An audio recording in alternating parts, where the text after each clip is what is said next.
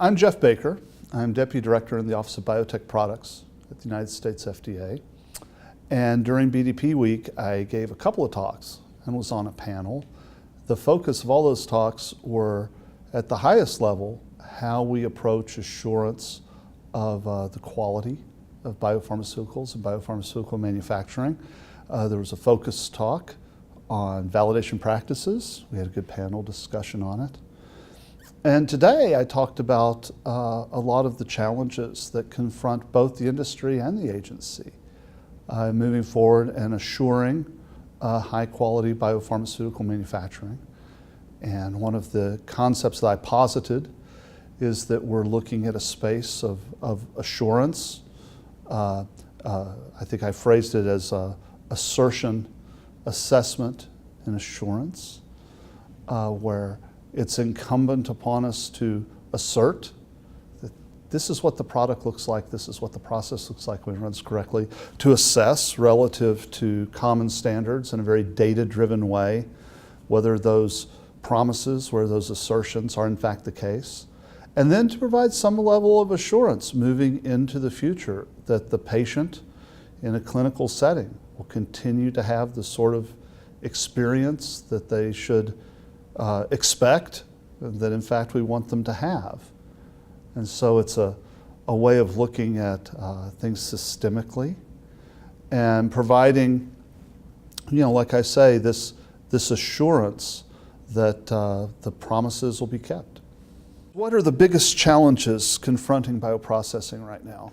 I think that the main challenges are systems-based thinking, that there is a desire in a rapidly changing environment to have discrete wins, to hit specific milestones with specific metrics and specific dates.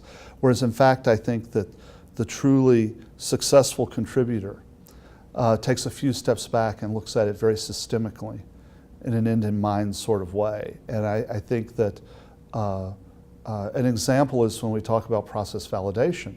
And we'll talk about how process validation is not a point-in-time exercise, but it's the establishment of a program of quality assurance throughout the life cycle of the product, where we actually accommodate and embrace the continuous learning, continuous improvement associated with that. And I'll be giving these talks, and I see an audience that's engaged, and everybody's nodding. They're sort of nodding their heads like Minnesota Twin bobblehead dolls, and I'm thinking I'm going to do this, and we go to the Q&A. And one of the first questions will be, well, but how many lots do I have to do in my PV protocol? Which is it's a valid question, but it tells me again, we're not embracing the concept that this is a program. It's a program of saying, this is what my process and my product look like when they're made correctly. And here's how I'm going to assure over time, that it's going to continue, to meet those expectations. I think another example of this systems-based thinking that the pharmaceutical industry is confronted right now is a significant challenge in knowledge management. And I want to differentiate knowledge management from data analysis. Knowledge management is understanding uncertainty, is understanding risk, and understanding the potential impact on the patient, both of the aggregate experiences I've had in manufacturing, say with this product, or perhaps across a product portfolio, or across the industry as a whole, as we're all part of a biotech community. And I think that the tools that we have for data analysis, whether it be Excel, Jump, MathCAD, whatever, are discrete, progressed, and familiar. And so we do data analysis. We do arithmetic, sophisticated arithmetic. But really the challenges that confront us in terms of knowledge management are the challenges of understanding and of pattern recognition and of anticipating outcomes. And more importantly, saying, is this outcome or is this risk relevant to the patient in a clinical setting? Are we working on the right things? Those are important challenges that we need to move forward on. It's not easy, but it'll help us manage the challenges of an information age, of rapid change, and of a very, very integrated biopharmaceutical community with complex supply chains and shared learning. What are the biggest opportunities in the bioprocessing industry? I think the upside is just enormous. For one thing, nature, why do we do biotech at all? We do biotech because nature is an excellent chemist. And we can fully leverage the complex chemistries and the biodiversity that nature provides to, address unmet medical needs. I think when we look at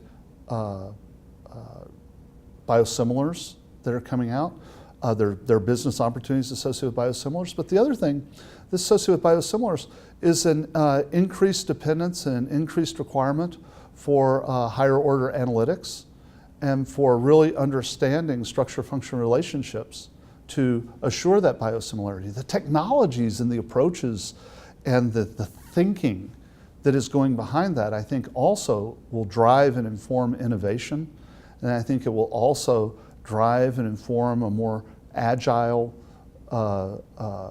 biotech community. I think it will also drive and inform appropriate risk-taking.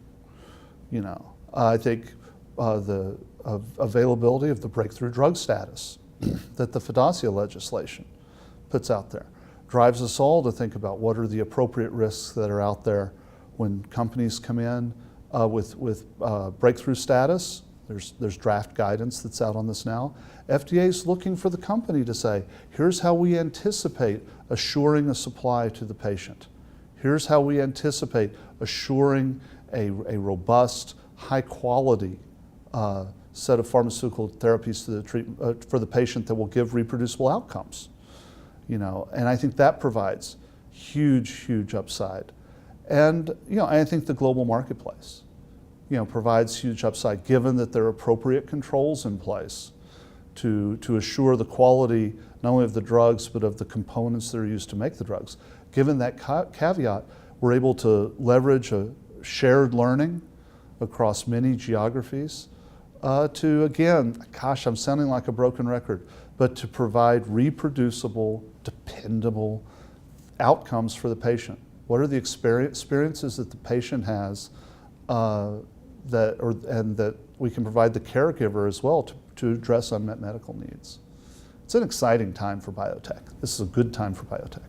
How will continuous process validation be regulated? When we look at this continuous process verification, which is stage 3 of the FDA guidance on process validation, it's called a stage for a reason. It's not a standalone exercise with a beginning and an end, with success and failure. Rather, it's part of an overall validation program where the company comes in, and the company owns this. The company's the subject matter expert on this. The company owns this, comes in and says, we know what our process looks like when it's running well. We believe it's in control, that it's capable. Here are our data supporting this assertion. And FDA, in partnership with the quality management system of the company, that not so much in partnership, but is another plank in the platform of quality assurance. There's the internal assessment and the external assessment. We go through and look at this, look at the data and say, golly gosh, you're right. You are in fact running in this envelope that provides a high level of assurance of reproduced outcomes. That's a point in time exercise, but we continue to make medicines for the patient. We continue to learn new things. We may move things to new plants, to different geographies. We learn new things that are important, or we may learn that thoughts, concerns, and considerations that we thought were really important turn out not to be. We're very, very foolish not to be a learning organization and take advantage of all that and continue to build that into our assurance of high quality manufacturing. That's the continued process verification. It's built upon the foundation of the information that's submitted during the approval of the medicine. It's built upon the continued assessment, the metrics and analytics that the company uses to provide oversight.